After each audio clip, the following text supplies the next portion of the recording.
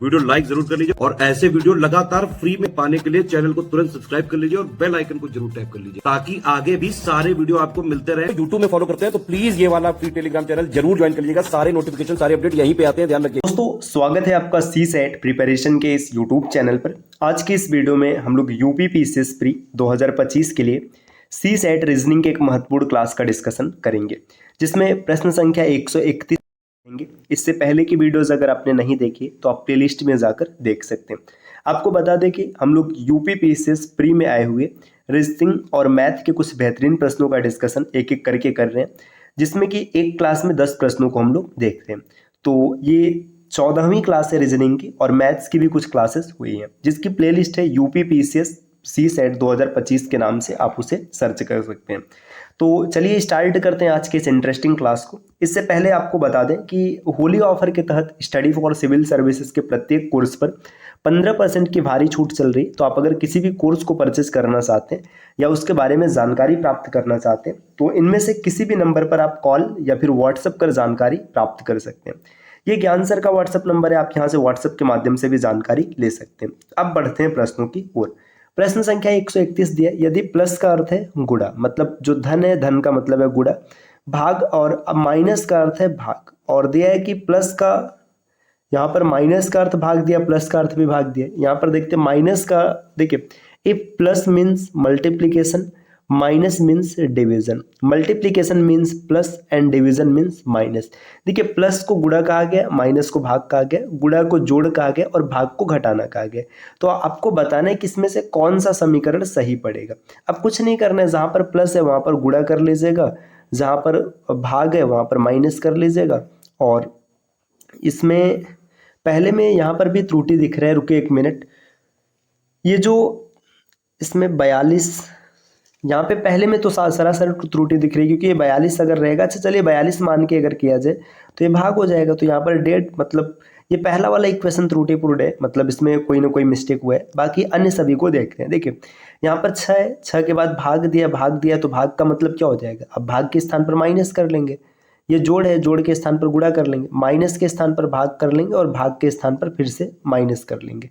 अब देखिए यहाँ पर क्या हो जाएगा, अगर आप यहाँ पर भाग करेंगे तो 2 मिलेगा, 6 दूना 12, 12 माइनस में है तो यहाँ पर अगर आप देखेंगे तो 6 मिल जाएगा, जो कि 22 के बराबर नहीं आएगा, ये गलत हो जाएगा। यहाँ पर देखिएगा 18 माइनस है तो भाग कर लेंगे, और ये गुणा है तो फिर प्लस कर लेंगे, भाग है तो माइनस कर लेंगे और यहाँ पर गुणा कर लेंगे। अब देखिए क्या हो जाएगा, यहाँ पर अगर आप करेंगे तो इसको करने पर आपको 3 मिल जाएगा, 3 और 7 10 हो जाएगा। 10 में से आप अगर यहाँ पर 16, तो ये भी इक्वेशन सेटिस्फाइड नहीं होगा। जब 2 सेटिस्फाइड नहीं होगा तो इस पर देखते हैं। देखिए 18 प्लस में 6 और फिर भाग 4 और गुणा 7 और फिर प्लस 8 बराबर 47। अब इसको सॉल्व करना है। देखिए यहाँ पर अगर आप देखेंगे तो 4 से भाग करेंगे, तो 4 से भाग करने पर 1.5, इसमें भी कोई विकल्प सही नहीं देखा, मतलब ये प्रश्न थोड़ा सा टाइपिंग एरर वाला है, तो इसको मतलब छोड़ देते हैं। चलिए अगले प्रश्न पर आते हैं। प्रश्न संख्या 132 दिया है, सूर्योदय के बाद एक सुबह मोहन और सोहन एक लॉन में एक दूसरे की ओर पीठ करके खड़े हैं। देखिए फेस करके नहीं, पीठ करके खड़े हैं। मोहन की छाया उसके ठीक बाईं ओर पड़ रही, तो सोहन का मुंह किधर है। देखिए सूर्योदय है तो सूर्योदय के समय में जो परछाई बनेगी वो कहाँ बनेगी, ऐसे मतलब सूर्य पूरब से निकलेगा तो पश्चिम साइड में परछाई हमेशा बनेगी। मोहन और सोहन खड़े। अब यहाँ पे बोला क्या जा रहा है कि जो मोहन की छाया उसके ठीक बाईं तरफ है। देखिए ऐसे मोहन है, मोहन की छाया उसके बाईं तरफ पड़ रही, तो आप एक कंडीशन समझिए, खुद आप इमेजिन करिए कि आप ऐसे खड़े हैं, मतलब सूर्योदय इधर मान लीजिए सन है, आप यहाँ परछाई इधर जा रही है ना, और आप जब सन है तो ये हमेशा ईस्ट हो जाएगा और ये वेस्ट हो जाएगा, क्योंकि परछाई हमेशा वेस्ट में बनेगी। अब आपकी परछाई आपके बाईं तरफ पड़ रही है, तो जब आप ऐसे ऊपर देखेंगे है ना, आप नॉर्थ देखेंगे, तभी आपकी परछाई आपके लेफ्ट बनेगी। तो आप नॉर्थ देख रहे हैं, तो फिर जब पीठ से पीठ सटा के खड़ा है तो अगला व्यक्ति किधर देखेगा, वो साउथ देखेगा, मतलब दक्षिण आएगा। विकल्प डी इसका उत्तर बनेगा। यहाँ पर 4 विकल्प दिए गए, इनमें से आपको बताना है कि कौन सबसे अलग होगा। ऐसे प्रश्नों में ना जो लेटर्स होते हैं उनकी प्लेस वैल्यू लिखना प्रश्न को सॉल्व करने का सबसे आसान तरीका होता है। जी की प्लेस वैल्यू 7, जे की 10, 10 और 7 17, एल की प्लेस वैल्यू 12, पी की 16, 16 और 12 28। ठीक, आगे देखिएगा ए की प्लेस वैल्यू 1 और जेड की प्लेस वैल्यू कितना है 27। तो ये 3 विकल्प एक जैसे। सी आर 7 कहीं से भी सूट नहीं कर रहा है, क्योंकि आर की प्लेस वैल्यू 18 होता है, तो विकल्प डी इसका उत्तर बनेगा। अब इसमें देखिए आपको प्रश्न चिन्ह का मान बताना है। यहाँ पर लिखा है बी और यहाँ पर है डी, यहाँ पर है जी, थोड़ा सा ब्लर है इसलिए मैं इसको लिख दे रहा हूँ।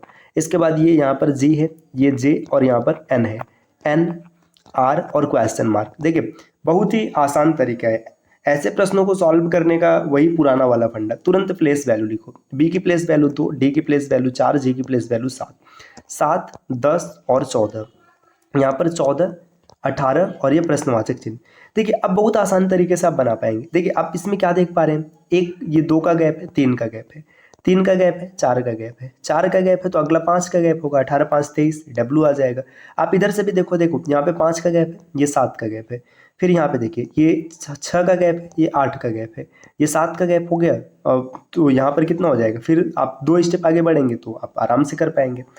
अगला प्रश्न यहाँ पर दिया 135 नंबर का, संख्याओं के 4 मतलब समूह दिए गए, 3 एक समान है और एक अलग है, अलग वाले को बताना है। देखिए यहाँ पर अलग क्या चल रहा है, इसको देखेगा 9 का स्क्वायर गुणे 3, मतलब पहले का स्क्वायर गुणे 3, 11 का स्क्वायर गुणे 3, इसके बाद 5 का स्क्वायर गुणे 3, ये पैटर्न चल रहा है। लेकिन ऐसा नहीं है 7 का स्क्वायर गुणे अगर आप 3 करेंगे तो 49 गुणे 3 147 आएगा, न कि 108 आएगा, तो यही सबसे अलग है।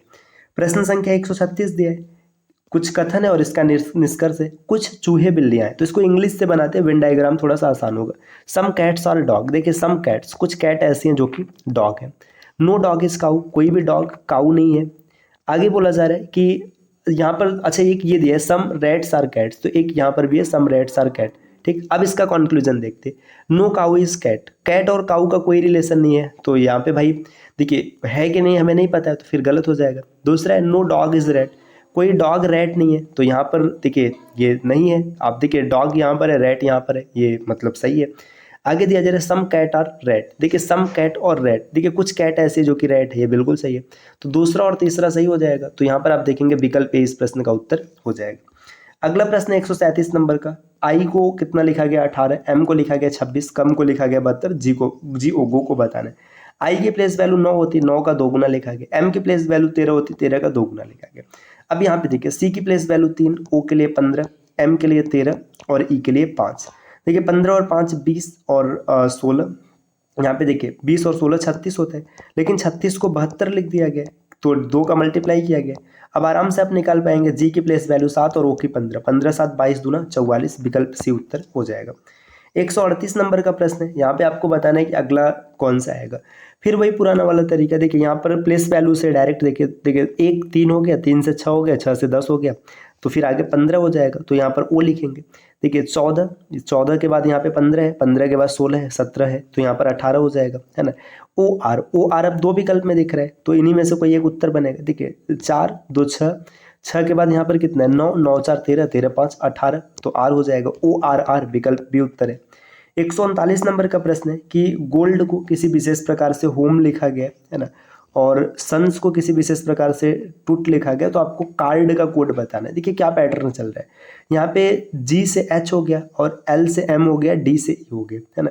फिर आगे देखिएगा, देखिए जो ओ है ना, ओ में कोई परिवर्तन नहीं किया जा रहा है, बाकी सबको एक स्टेप आगे बढ़ाया जा रहा है। अच्छा ओ ऐसा क्यों, देखना आप ये देखो ना, जो कॉन्सोनेंट है उसे +1 किया जा रहा है और वावेल में नो चेंज है, तो सी से टी हो जाएगा, फिर ओ का ओ रहेगा, आर से यस हो जाएगा, डी से ई हो जाएगा, डी ओ एस ई, विकल्प सी उत्तर बनेगा। 140 नंबर का प्रश्न, जो कि आज की क्लास का अंतिम प्रश्न है, दिया है कि 13 अगस्त 2017 को यहाँ पर क्या बताया गया, बृहस्पतिवार बताया गया। तो आपसे पूछा गया 27 अगस्त 2013 को क्या होगा।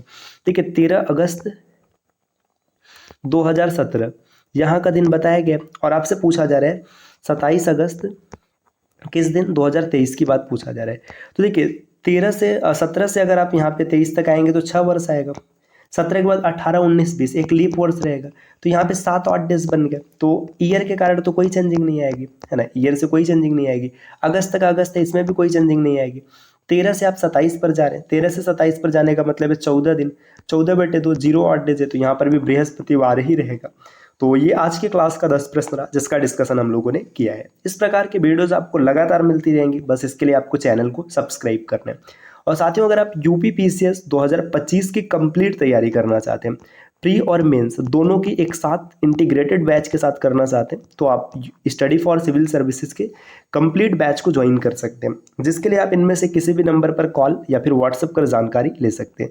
और अभी होली ऑफर चल रहा है, तो आप ऑफर के तहत अगर कोई कोर्स ज्वाइन करते हैं तो आपको 15% की छूट भी मिल जाएगी। मिलते हैं आपसे नेक्स्ट वीडियो में, तब तक के लिए नमस्कार।